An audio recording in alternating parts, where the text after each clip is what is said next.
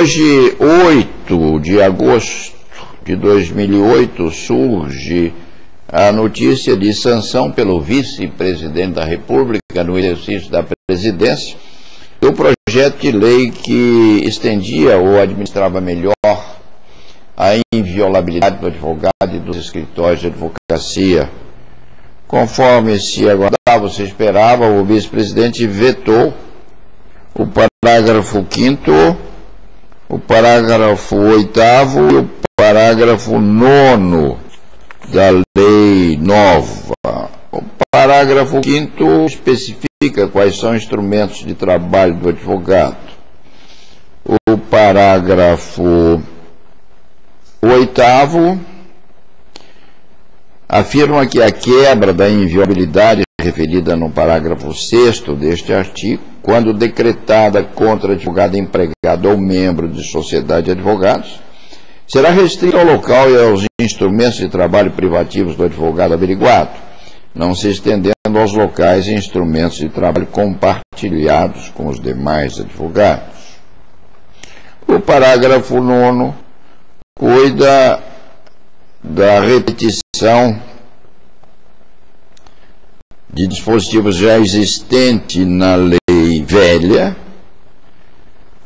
e correspondente ao desagravo público do advogado ofendido. Isto foi vetado pelo vice-presidente da República. Na interpretação deste advogado, permanece vivo o mesmo dispositivo constante na lei antiga, na medida em que, não revogado aquele dispositivo, ele se integra na legislação positiva vigendo. Permanece a possibilidade de se desagravar o profissional ofendido. No fim das contas, o que existe é uma pretensão da própria ordem de revigoramento ou de aperfeiçoamento da lei já existente. A lei antiga previa essas coisas, previa com muita ponderação e competência, e essa busca de aperfeiçoamento é um fator complicativo, porque as associações de magistrados ficaram temerosas, as associações de policiais e a Polícia Federal ficou amedrontada com esta dita blindagem. Não havia blindagem, continua existindo uma permanência, assim, daqueles dispositivos que asseguravam uma certa dose de intangibilidade do segredo profissional, inclusive. O que há no Brasil não diz com necessidade de aperfeiçoamento da lei velha, diz com o fenômeno da anomia. Anomia, para quem sabe qual seja a definição, é ou o excesso de leis atinentes a um mesmo motivo, ou uma mesma particularidade, ou é uma anarquia legislativa atinente a determinado tema ou conjunto de temas, ou mesmo é a falta de lei pré-existente regulamentando um determinado fenômeno jurídico surgido no mundo concreto. Nós temos uma anomia política.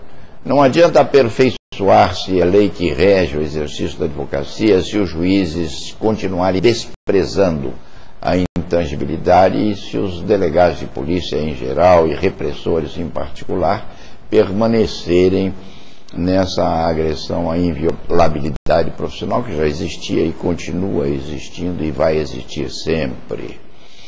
A ameaça ou constrangimento imposto aos profissionais de direito, notadamente aos criminalistas, vai refletir-se, ou está a se refletir já e há muito tempo, sobre a plenitude da defesa. O que é preciso é que os magistrados se convençam de que a advocacia é uma missão, é um ministério que se integra na própria administração da justiça e precisa ser protegida.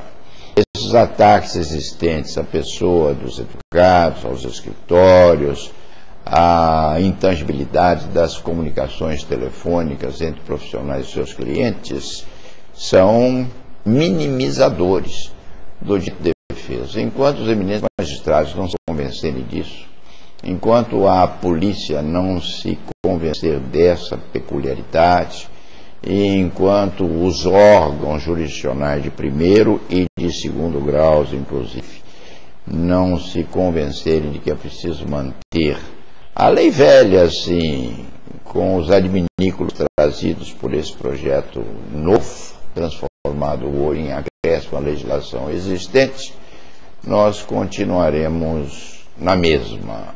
O problema, portanto, é de natureza política e não de natureza judicial ou judiciária. Esses vetos parciais do vice-presidente da República, que segurou no colo a bomba deixada pelo presidente Lula, que deve ter afirmado: tire esse bicho daí, deixe isso com o Zé de Alencar, porque há 600 mil advogados metidos nesse negócio intricado.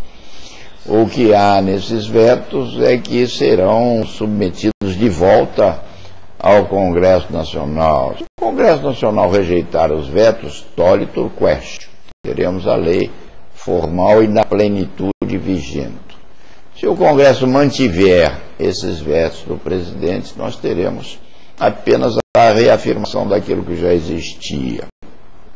Então, não é propriamente um prego no sapato e outro prego no calçadão.